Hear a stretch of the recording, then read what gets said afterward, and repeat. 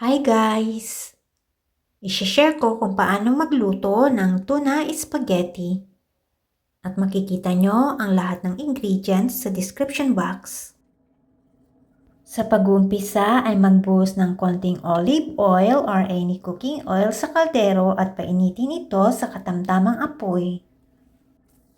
At pag mainit na ang mantika ay ilagay ang garlic at igisa hanggang maging light brown. Isunod na igisa ang onion hanggang lumambot.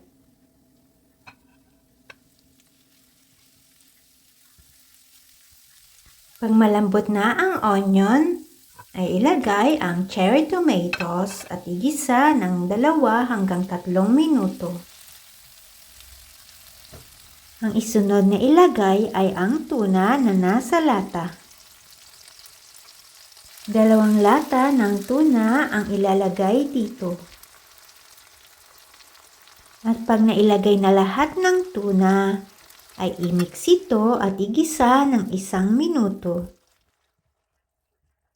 Timplahan ito ng ground pepper, salt at konting sugar o maglagay depende sa inyong panlasa.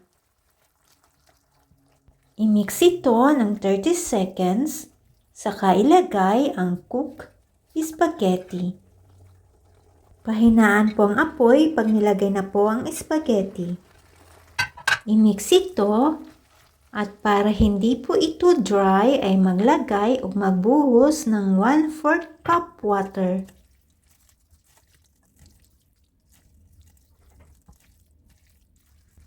Ilagay ang parsley at muling i-mix hanggang ma-coat ng tuna sauce ang lahat ng spaghetti.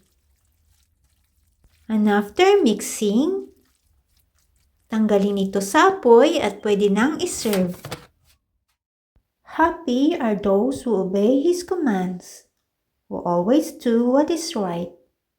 Psalms 106 verse 3. Thanks for watching.